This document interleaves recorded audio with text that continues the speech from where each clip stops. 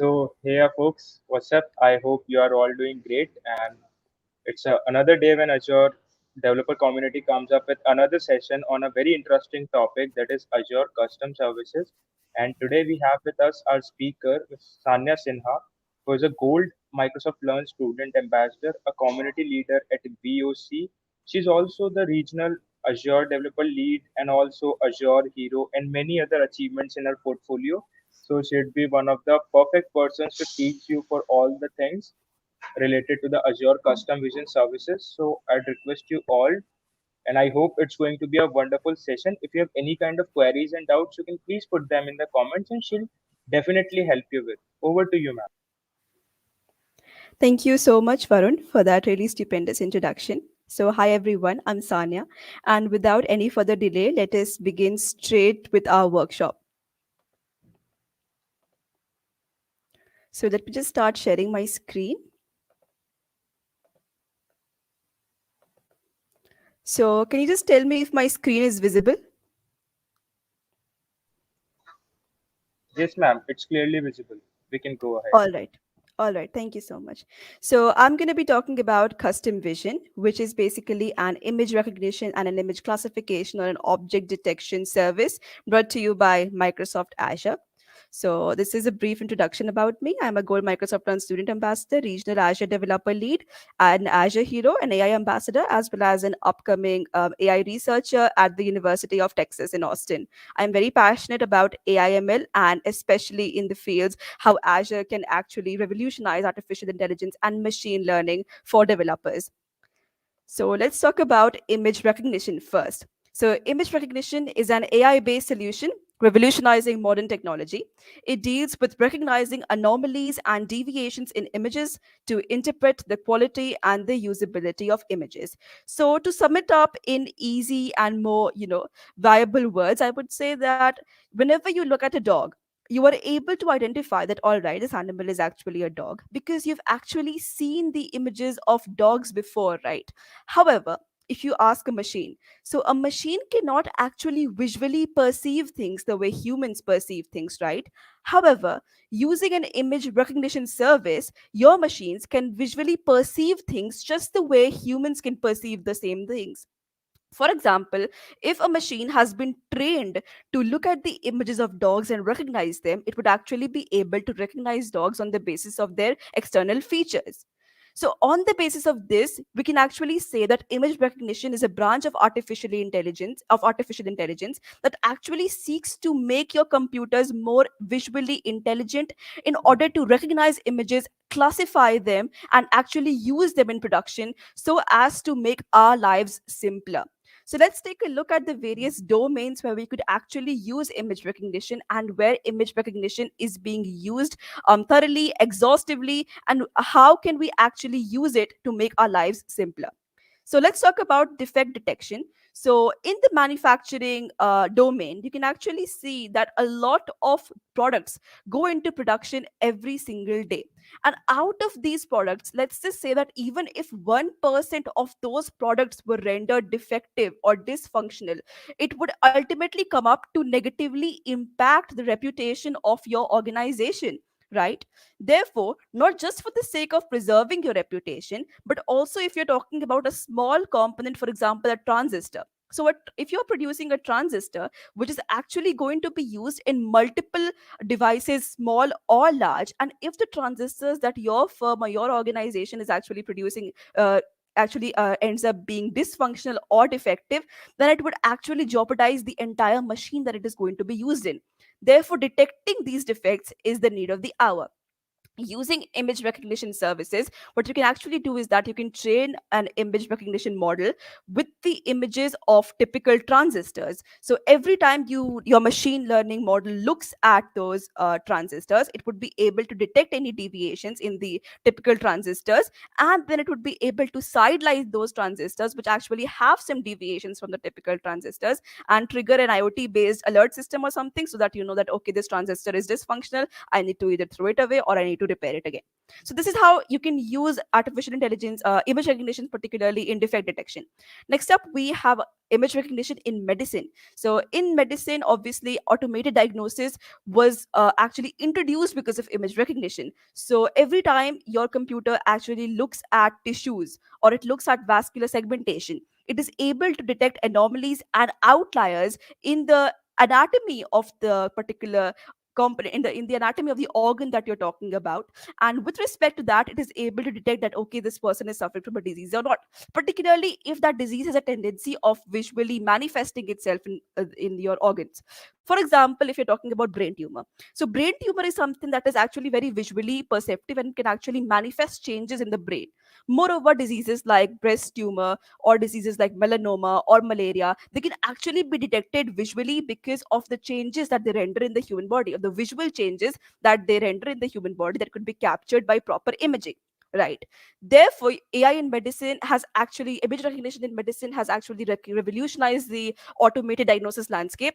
And you don't even really need a doctor or a specialist to actually look into those images. You can straight away feed them into an automated diagnosis application, and then it would be able to detect whatever disease is it that you're suffering with. A very good example for this could be glaucoma. So glaucoma is basically caused if, for example, the optic cup to disc ratio is disfigured.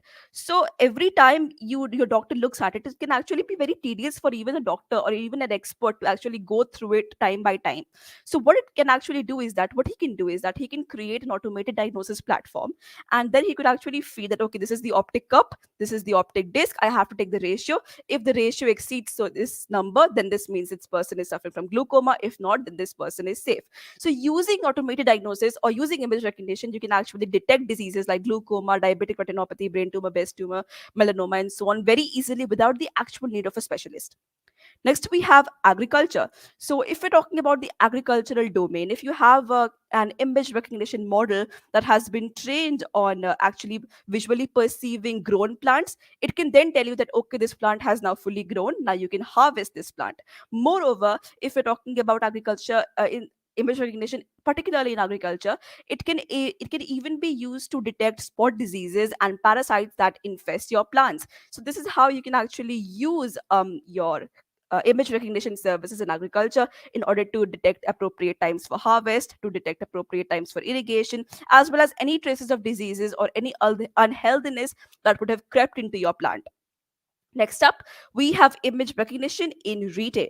So, in the retail point of view, I guess one of the best examples for this could be self checkout counters. So, every time you go through a self checkout counter using with your basket or with your trolley, it can actually identify the individual objects separately, and then based on the data that has been fed into it, it can actually be able to recognize those different objects, and then it will be able to bill up the entire bill for your purchase, and it will be able to detect taxes and so on. So this is how image recognition in your day-to-day life is actually making your work so much simpler than it already was.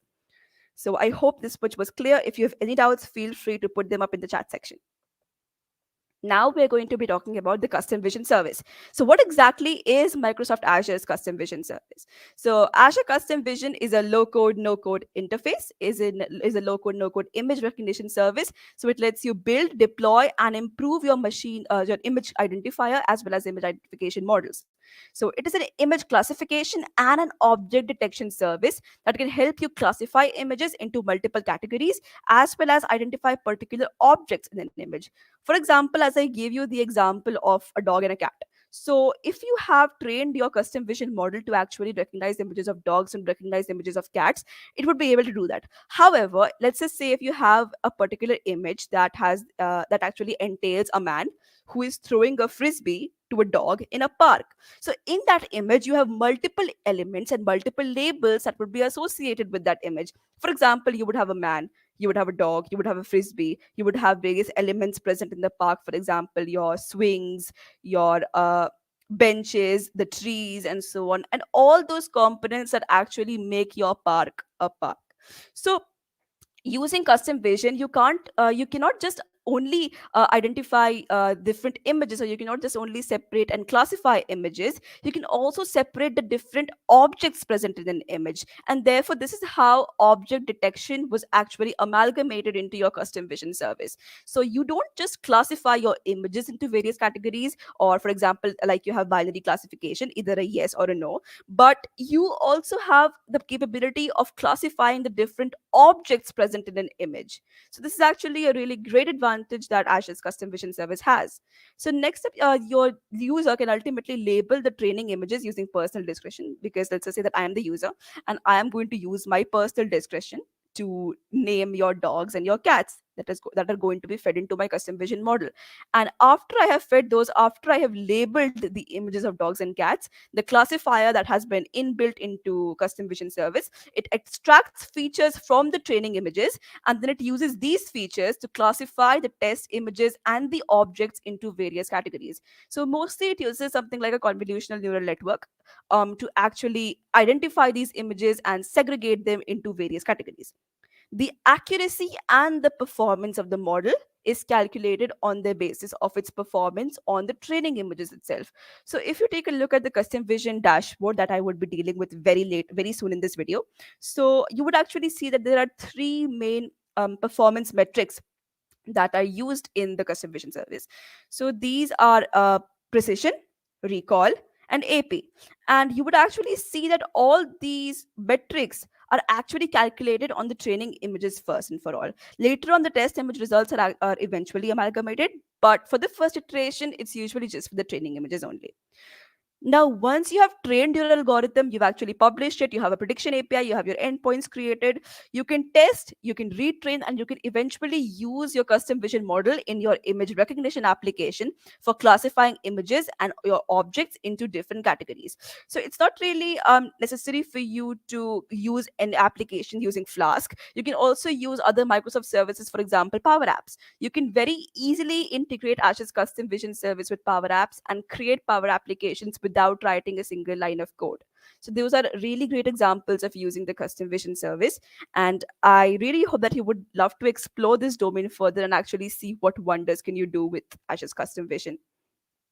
So, why should I use custom vision? Why should I simply not write 200 lines of code and use the custom vision service itself that does not require any code? Well, first and for all, you can create image classification and object detection models at scale. You don't need any other infrastructure or any GPUs or TPUs for the purpose. You can simply create image classification and OD models at scale with full scalability, full flexibility, and you don't need to worry about losing your compute or intensive storage resources. It's all on your Azure cloud, and if you already have a subscription, you don't even have to worry about the payment. So it can manage your resource, your custom vision resource, in a pay as you go model. This means that you only pay for the resources that you use. Now, if you have an Azure for Students account or an Azure free trial subscription, you are not going to pay for anything. This is just for an example wherein you have actually purchased an Azure subscription. Mostly the people automatically end up with an Azure free trial subscription or the Azure for Students version. And I would definitely suggest you to go for these versions. Once you are done with it, I think you will be pretty familiar with using Azure's custom vision. So I think one of the best advantages of Azure's custom vision is the UI. So you will take a look at it right now. And if you are familiar with machine learning and deep learning, you would know that creating image classification models is not as simple as custom vision is. It is an extremely simple UI. It is a drag and drop interface. It entails a dashboard with full support, full visibility. And you just have to drag your images, drop them into the UI. It actually processes everything on your own. You don't have to specify you don't have to tune any hyperparameters. Nothing is required. It is a no code interface, extremely simple to use. Even if you have no experience with machine learning or deep learning, you are free to use the custom vision service. This is what makes it so amazing and so good for beginners. Next, we have the facility of customizing your modeling experience. So usually other services that I entailed in Azure, like computer vision, they have already been trained on datasets like ImageNet and SSD MobileNet and so on. However, once you're using custom vision, You have full flexibility to add the images of your choice. You have complete control over the training images, and whatever the data that you are feeding into your system, either for training or for testing, is completely up to you. You are responsible for training. The metrics that are generated is because of the data that you have fed into it. It is completely under your command, and you have full authority over the modeling. So this is what makes custom vision so easy, and it's really very important for, I guess, everyone in the world to have experience, to have had experienced custom vision at least once, because of the amazing features that it offers. So, now in this particular workshop, we are going to be dealing with a very simple, beginner friendly, yet an amazing project of using Azure's custom vision service for malarial cell identification. So, malaria is actually a very common disease, and it's actually transmitted from the bites of mosquitoes, the bites of the female Anopheles mosquito, and it's basically due to a particular parasite called the Plasmodium. So, malaria, as you all know, usually manifests in third world countries, particularly around torrid zone, and it's actually known to have claimed over 400,000 lives annually, and it also affects about 290,000 people annually. So that's actually a really huge number. Naturally, diagnosing malaria is of the need of the hour right now. So if you're not familiar with how malaria is actually diagnosed, the basic step for it is to actually is actually to procure a drop of a prospective patient's blood and put it on a microscopic slide and then stain it. And so once you view it under a microscope, you could actually make out the presence of plasmodium which has been strained, and that is how malaria is actually detected. So in this particular workshop, we are going to be using a data set, which is this data set, and that data set basically contains blood smear images. Like I said, a blood drop on the slide, it contains blood smear images, and they have been categorized into parasitized and uninfected images. And then you can actually be able to use your custom vision service to classify your test images as either uninfected or malaria parasitized. All right, so let's just take a look at the data set once.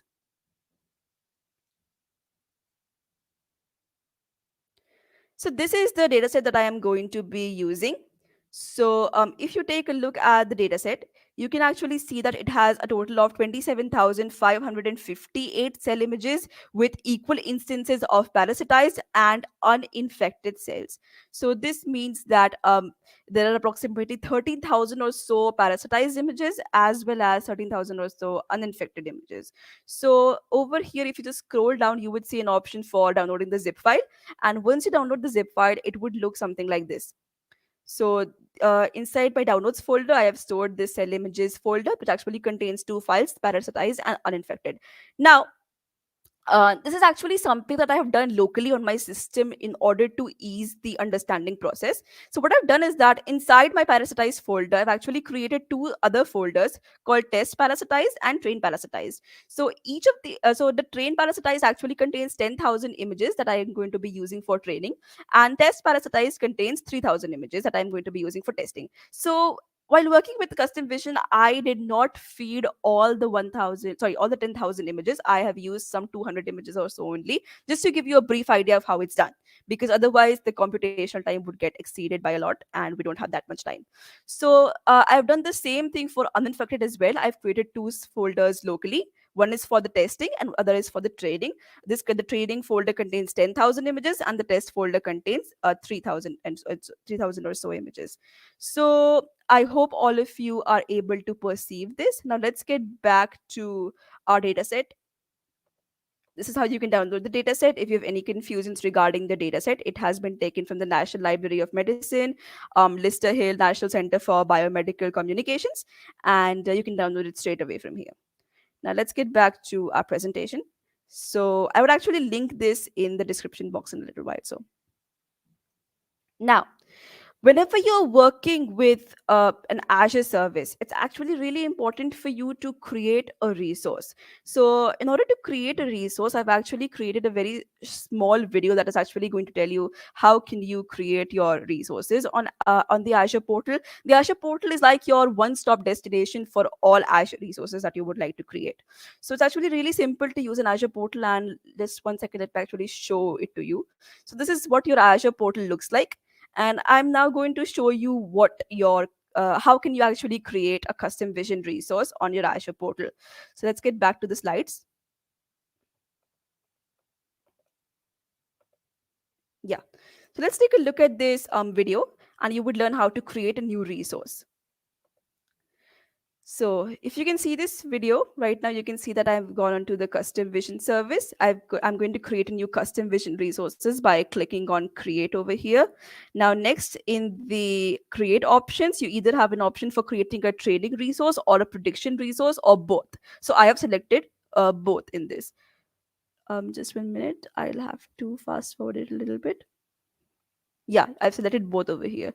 Now in the subscription details, I have actually selected Visual Studio Enterprise, which was actually the name of the subscription that I use for Microsoft Azure.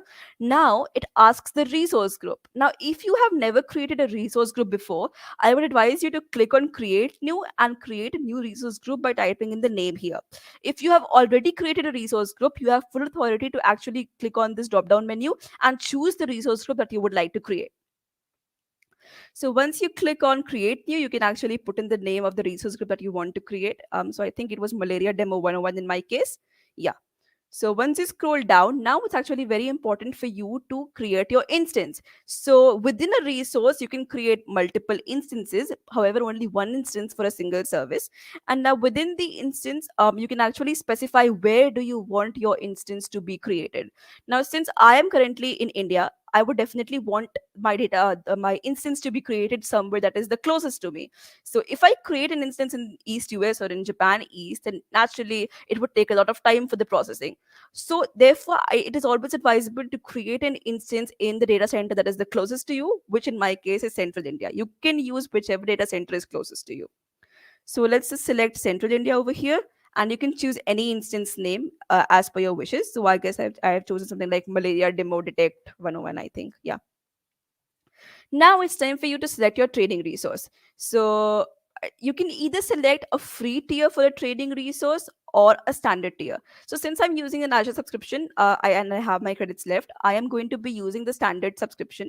Just 1 second, let me back it up a little bit.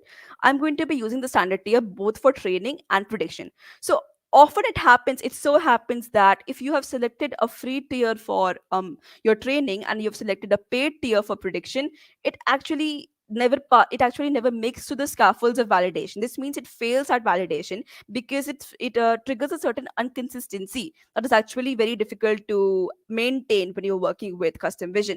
So therefore, I would always advise you to select the same pricing tier for training as well as prediction, which in my case is standard. You can even use the free version, but obviously standard works better. And if you have your resources and your credits left, then all well and good. So click on review and create. Now it's running your validation, and it would actually validate and check whether all your basics are clear and whether the basic information that you have fed is clear or not. So it has finally passed validation. And once it has passed validation, you can click on create so as to create your new resource. So click on create over here, and it would actually initialize your deployment. So the deployment is in progress. I'm just going to skip this part and move it a little forward. So you can see that two resources have been created here. One is for the training resource and the other is your prediction resource. So it would take a little time to actually deploy. So I'm just going to fast forward it. And once the deployment has been done, it would say your deployment is complete. You can go to your resource group and you can check it out. Click on go to resource group. You could actually see the different services that are present over here. You can see Malaria Demo Detect 101, that is your training resource. You can see Malaria Demo Detect 101 prediction, that is your prediction resource. Both of these are custom vision resources. Both of these are located in Central India.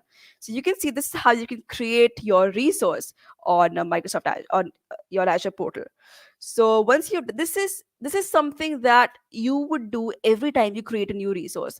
And no matter what service you're using, whether you're using Azure's cognitive services, whether you're using Azure's data services, whether you're using custom vision, no matter what service you're using, this step remains common, the one of creating a new resource. It's just that in the beginning, when you chose the resource group, which in my case was custom vision, you would have chosen something else like cognitive services, computer vision, virtual machines, app service, and so on. All right. So I think that this much was clear and you now know how to create a new resource. So let's just see how we can actually start with using custom vision. So How to create a new custom vision project. So first you need to create an Azure account if you don't already have one. So this is the link for getting an Azure for Student subscription. So you can just click over here if you like, and you can click over here to start your subscription for free. It would start with $100 of worth of Azure credit with no credit card required and all free services. So it's actually a really good start for you to actually start working with Microsoft Azure. Now, once you have created your Azure account, it would automatically transfer the $100 credit to your email ID. Now, we need you to use that same ID to log into Custom Vision projects.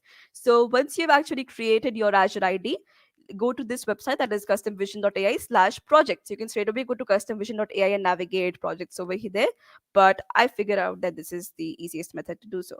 So, let's just click over here and you will be directed to the project's website. So it's loading my projects. If you have not created any projects before, this place would remain empty with just this particular button for new project. So since I was a little short on time, I have already created this malaria cell detection project over here, but I'll actually walk you through the entire process of creating a new project so that you don't have to worry. So click on new project over here. You can actually enter whatever details you like, and right over here I actually have a screenshot of all the details that I had entered. So the name for this was malaria cell detection. In the description it was detect malaria in cell images. The resource was malaria demo detect 101. It was an s not resource. um like I said, it was a standard resource. The project type is classification because this is an example of binary classification, and we are actually going to classify images on the basis of whether or not are they malaria positive or negative, right? So this is just an image classification example. Next we have classification type, whether is this a multi-label classification type or a multi-class classification type. So since I am only associating one label with each image, I am going to be opting for multi-class, which means a single tag is associated per image. The domain that I am going to be selecting is A2. You can even select A1 because neither of these aforementioned domains actually seem to correspond with the purpose of this project. Therefore, I have simply opted for general A2. Fine. So now that you have done this, you would be able to fill in. You would have to click on create projects once it's done. So once it's done, you would be led to a page that looks somewhat like this. All right. So I have already added a few images over here, but don't worry, I am going to walk you through the entire process of actually adding images in custom vision and then training your model. So what you are going to do in order to add images is that you can click on add images over here. So this is my testing folder, right? So I should go back to training. So these are some uninfected images. So every time you want to add an image, let's just go down. I'm selecting this particular image. Now that you have selected this image, you have to associate a particular tag with it. Now, I know already that this is a malaria negative image because it does not have the presence of the Plasmodium parasite. And I know it because it was so classified in the data set that was provided to me, right? So over here, I have used two tags. One of them is positive, that stands for malaria positive, and the other one is negative, that stands for malaria negative. So since this is a malaria negative type of image, I am going to be classifying it as negative.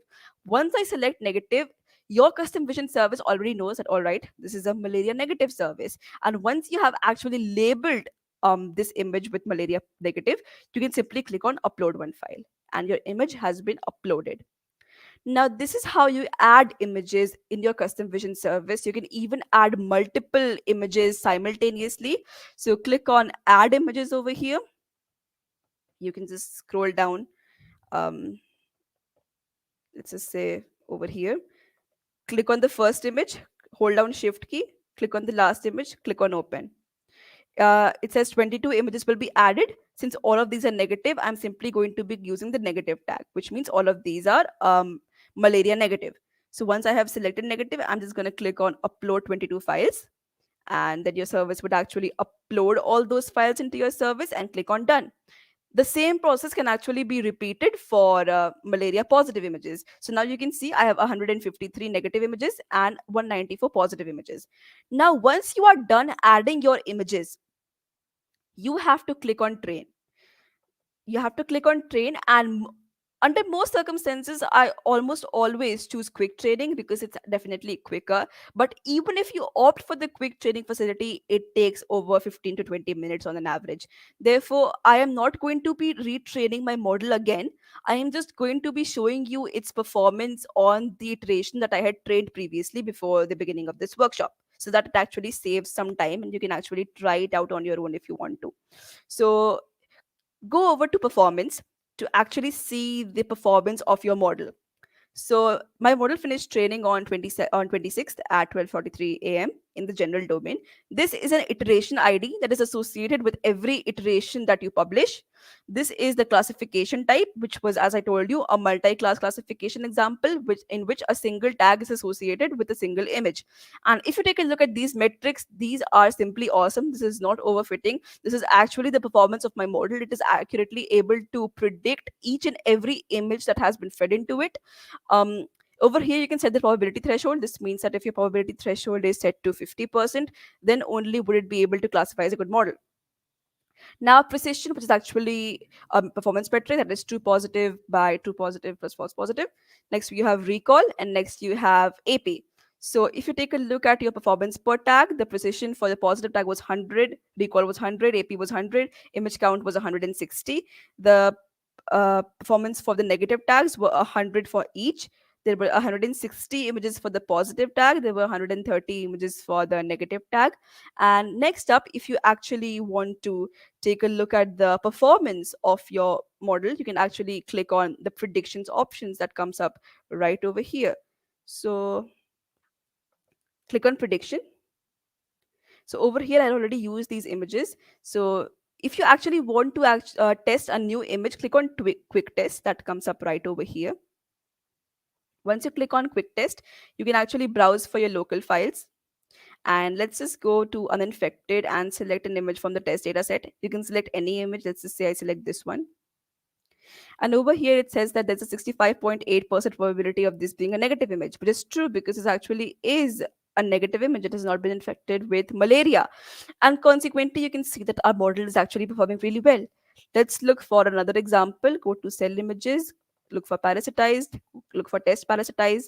Let's look for this image. So it says there's a 99.9% probability of this being a malaria positive image, which is actually true because I'd actually obtained it from the test positive, sorry, from the parasitized images. So you can see now how well your custom vision model is performing. You can look at the metrics. Oh, okay. So if you have a little confusion with the metrics, precision is actually your true positive by true positive plus false positive. Your recall is actually true positive plus true negative over true positive plus false negative plus true negative. And AP is just like your average precision. So these are the metrics that I was talking about. Somebody just asked. Um, all right. So I think this was all. This was just how you could use your custom vision service to predict malaria. If you have any confusions, feel free to ask them in the chat.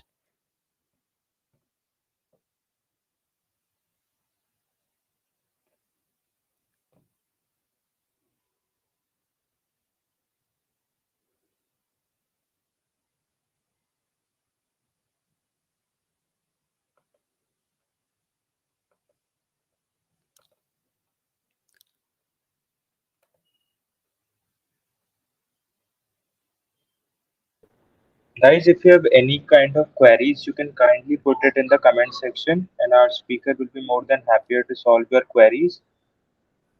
We'll be waiting for 2 minutes. If you have anything to ask, please put it in the live chat.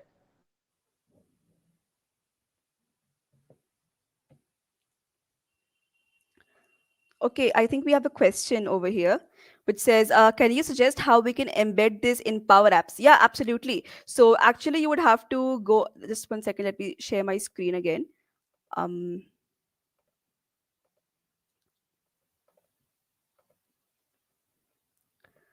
So you will have to open your Power Apps. You would have to have a subscription for this as well. So once you go into Power Apps, it would actually ask you for any custom connector that you would need to have. For example, if I go and click on Create over here, just 1 moment. create a blank application, create a blank canvas app. Let's just select it for phone and let's me just name it demo. So once you've actually created your custom vision service, for the first thing that you will have to do is you actually have to publish your endpoint, which I have not done in this example because it would actually exhaust my resources. So I'm just going to show you what an actual endpoint looks like. So this is an endpoint that I had published previously when I was working on one of my projects. So if you take a look at this, it would give you a project id, it would give you a key, it would give you an endpoint, it would give you a resource id, and you could get all these if you actually go over here and you can, if you publish your model, which I already published in this case, so it's not actually popping up over here. So this is how you can actually get your prediction id and so on. And once you start with power apps, you'll actually have to go, you can have to click on add data, you can have to look for connectors, and in your connectors, you would actually have to look for custom vision, which is available right over here. And then once you click on custom vision, it would ask you for your prediction ID, your project ID, and so on. And then you can actually connect your service with Power Apps. So I hope this was clear.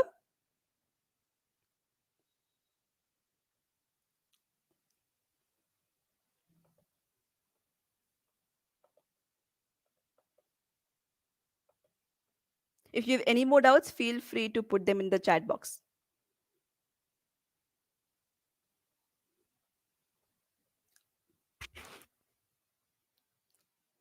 No problem, Yaragani.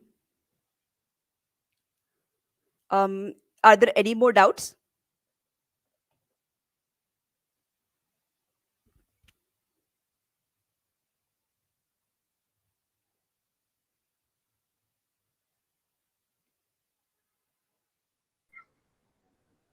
I think there are no more doubts. So can we please wrap up with the session? Yeah, sure. So, thank you guys for coming here and spending your time with us. I hope you must have learned something new and interesting from our speaker. And obviously, thanks a lot to Ms. Sanya Sinha for coming here and delivering such an awesome and hands on tutorial for all our audience. It's surely going to be an enriching and insightful session. Thank you very much, ma'am, for coming here. And Thank you. surely we'll love to see you again delivering on some new topics. So, guys, thank you everyone for coming here. You all can join our Discord channels. I am embedding the link in the live chat, and we are having quizzes and every support for you guys. If you have any other queries on the particular topic, you can connect with the mentor on LinkedIn as well, and she'll be more than happy to help you over your doubts at that platform as well. So, thank you. See you. Thank Take you. care. Bye bye.